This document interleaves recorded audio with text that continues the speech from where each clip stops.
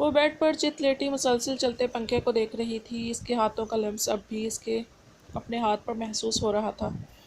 اس کی محصور کن خوشبو اسے اب بھی اپنے پاس محسوس ہو رہی تھی۔ میرے خیال سے اب رخصتی ہو جانی چاہیے، اس کی گھمبیر آواز سماعت میں گونجی۔ وہ سرخ ہوتی تکیے میں منہ چھپا گئی، جیسے وہ ابھی کہیں سے نکل آئے گا تو مسز آپ حیدر سے بھی جیلس ہو رہی ہیں۔ اف، کیا شخص ہے یہ! کچھ بھی چھپا نہیں رہ سکتا اس شخص سے، جھنجھلا کر کہتی وہ اٹھ بیٹھی تھی۔ یار حفصہ، کیوں اتنا شرما رہی ہو تم؟ پلیز سو جاؤ بہن، صبح کالج بھی جانا ہے۔ مجھے خود تو رات میں ریان بھائی کو خواب میں دیکھو گی اور صبح بھینس کی طرح سوتی رہو گی۔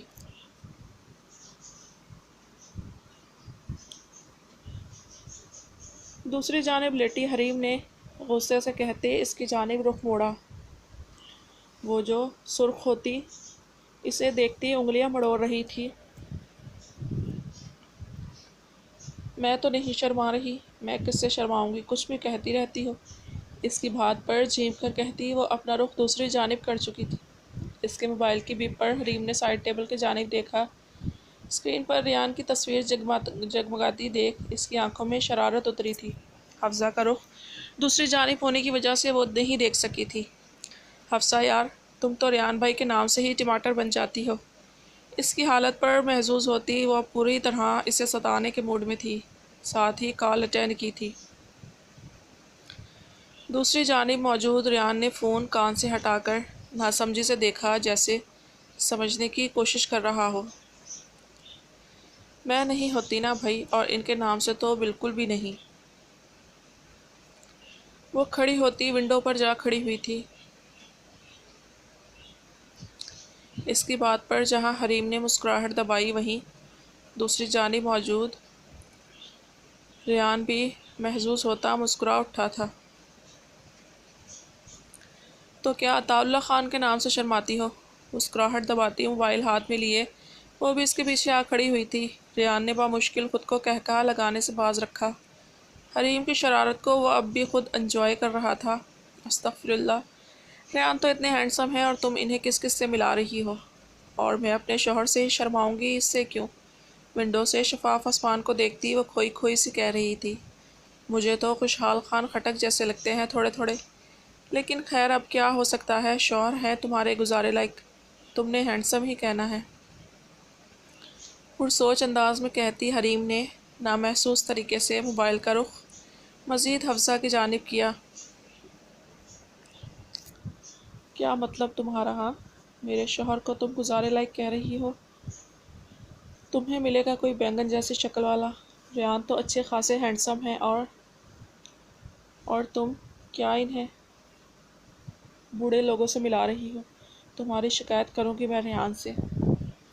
خالصتاً بیویوں جیسے انداز میں کمر پر ہاتھ رکھے وہ حریم کی جانب رخ موڑ دی۔ سامنے حریم کے ہاتھ میں موجود اپنے موبائل پر ریان کا نام جگمگاتا دیکھ اس کی تیزی سے چلتی زبان کو بریک لگی۔ دوسری جانب موجود ریان اس کے بیویوں جیسے انداز پر دلکش مسکراہٹ لبوں پر لیے کھڑا تھا۔ وہ بے یقینی سے کبھی موبائل کو دیکھتی، کبھی پیٹ پکڑ کر بری طرح ہنستی۔ حریم کی جانب دیکھتی وہ روحان سی ہو گئی تھی۔ ریان بھائی، تھینکس ٹو می لیٹر، مسکرا کر کہتی وہ نہ کرتی حفصہ کو زبردستی فون پکڑا کر بیڈ پر لیٹ چکی تھی۔ وہ خونخوار نظروں سے مزے سے آنکھیں بند کیے حریم کو دیکھتی، موبائل ہاتھ میں تھامے اسے گھور رہی تھی، جیسے سب موبائل ہی کا قصور ہو۔ ہیلو، حلق سے تھوک نیچے اتارتی اس نے مری مری آواز میں کہا تھا۔ مطلب یہ ڈر ڈر کر آپ صرف مجھ سے ہی بات کرتی ہیں؟ بیچاری حریم کی تو آپ نے خوب کلاس لی ہے۔ نہیں، وہ مجھے تنگ کر رہی تھی، وہ منمنائی۔ میں نے تو آج جانا ہے کہ میرے سامنے بھیگی بلی بنی میری بیوی دوسروں کے لیے شیرنی ہے۔ بیچاری حریم کو تو آپ نے بینگن جیسی شکل والے شوہر کا عندیہ دے دیا ہے۔ اپنی ہی بات پر محظوظ ہوتا وہ خود ہی مسکرا اٹھا تھا۔ آپ مذاق اڑا رہے ہیں میرا؟ اس نے خفگی سے کہا تھا۔ ایسا تو بالکل ارادہ نہیں میرا، میں نے آپ کو کچھ بتانے کے لیے کال کی تھی۔ مجھے کیا پتا تھا کہ میری بیوی اتنی اچھی تعریف کرتی ہے میری۔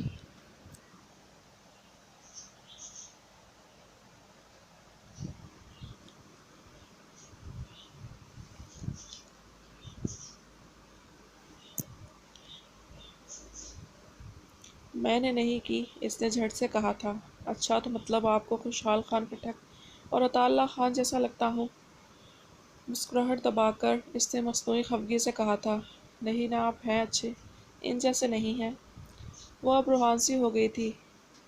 مذاق کر رہا تھا یار، پلیز رونا نہیں ہے آج۔ آج تو خوشخبری دینی ہے آپ کو۔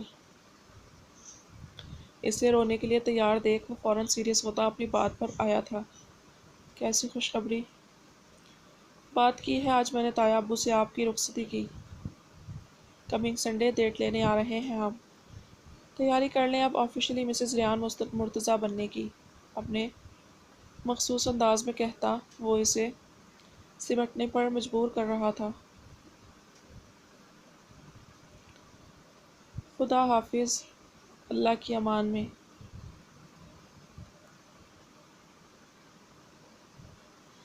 دھیمے لہجے میں کہتی وہ اسے مسکرانے پر مجبور کر گئی تھی۔ یوں سرخیوں میں گھل کر مجھے امتحان میں ڈال دیتی ہیں افسہ۔ تصور میں اس کا سرخ چہرہ دیکھ کر وہ کھل کر مسکرا اٹھا تھا۔ کاش صندل سے میری مانگ اجالے آ کر اتنے غیروں میں وہی ہاتھ جو اپنا دیکھوں تو میرا کچھ نہیں لگتا ہے مگر جانے حیات، جانے کیوں تیرے لیے دل کو دھڑکتا دیکھوں۔ بند کر کے میری آنکھیں وہ شرارت سے ہنسے، بوجھے جانے کا میں ہر روز تماشا دیکھوں۔ سب ضدیں اس کی میں پوری کروں، ہر بات سنوں، ایک بچے کی طرح سے اسے ہنستا دیکھوں۔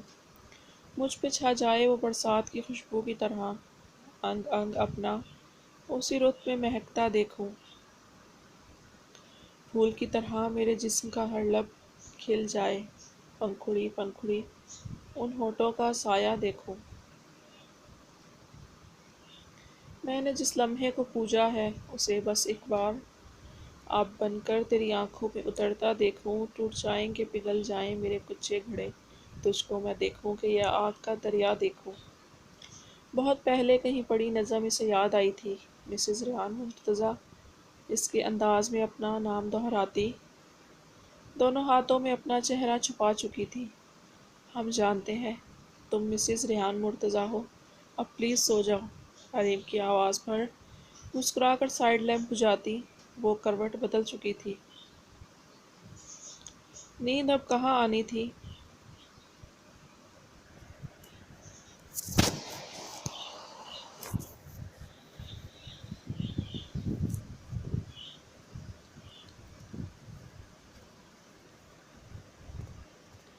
مجھے تم سب سے ایک بات کرنی تھی۔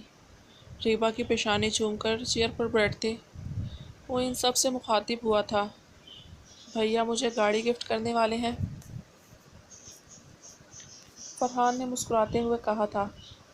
ہر بات کو گھما پھرا کر تم اپنے مطلب پر لے آیا کرو بس۔ اس کی بات پر ریان مسکرا اٹھا تھا۔ نہیں، بھائی مجھے بیوی گفٹ کرنا چاہتے ہیں۔ زور و شور سے پراٹھے کھاتے فیضی نے اپنی ازلی خواہش بتائی تھی۔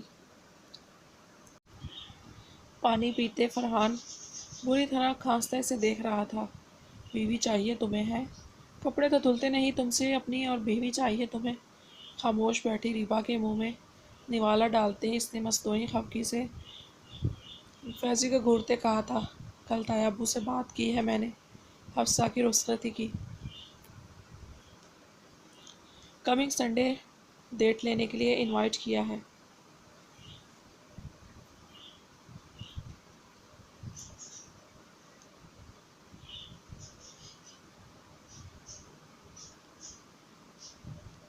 اوہ تو برو کو اجی سنیے کہنے والی آنے والی ہے، اپنی عادت سے مجبور فیضی نے کہا تھا۔ ہاں اور پھر کہو برو کہیں گے جی جانب سنائیے۔ فرحان نے بھی اپنا سوچا چھوڑا۔ اس کے گھورنے پر دونوں کی ہنسی کو بریک لگی تھی۔ اب بھائی کے گٹے کا کیا ہوگا، بھائی تو حفصہ بھابھی کے ہونے والے ہیں۔ مسکراہٹ دبا کر سر جھکائے کھاتی ریبا کو دیکھ کر فیضی نے کہا تھا۔ فیضی کے کہنے پر ریان نے خاموش بیٹھی ریبا کو دیکھا۔ ریبا میرا بچہ اتنا خاموش کیوں ہے؟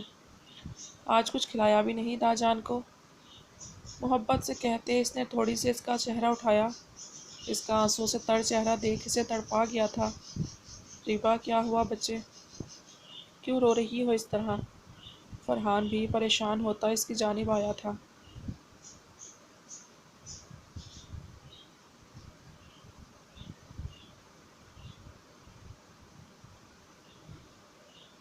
داجان وہ گھٹی گھٹی سی آواز میں کہتی۔ ریان کے سینے سے لگی بری طرح رونا شروع ہو چکی تھی۔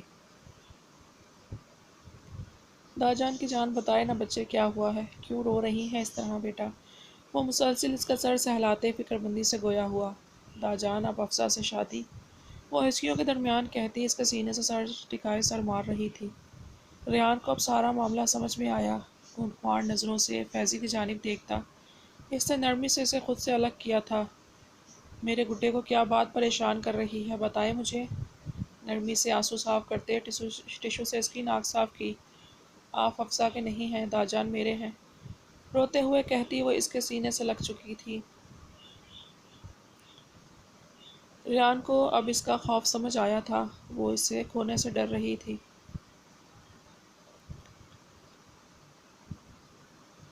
داجان کے گڈے تمہاری جگہ داجان کے دل میں کوئی لے سکتا ہے کیا؟ فرحان نے مسکراتے ہوئے پانی کے گلاس اس کے لبوں سے لگایا تھا۔ ریبا بیٹا یہاں دیکھے میری طرف۔ اس کی تھوڑی اوپر اٹھاتے اس نے نرم لہجے میں کہا۔ اس کی روئی روئی سوجی آنکھیں ریان کے دل پر گھوسے کی مانند پڑ رہی تھی۔ داجان کی جان بستی ہے اپنے گڈے میں، آپ کی جگہ کوئی لے سکتا ہے میرا بچہ؟ اس کی آنکھوں کو اپنے مخصوص انداز میں چومتے وہ اس کے سارے خدشات، ہر خوف کو دور کر گیا تھا۔ اب تو نہیں روئے گا میرا بچہ؟ اس کے نفی میں گردن ہلانے پر تینوں مسکرا اٹھے تھے۔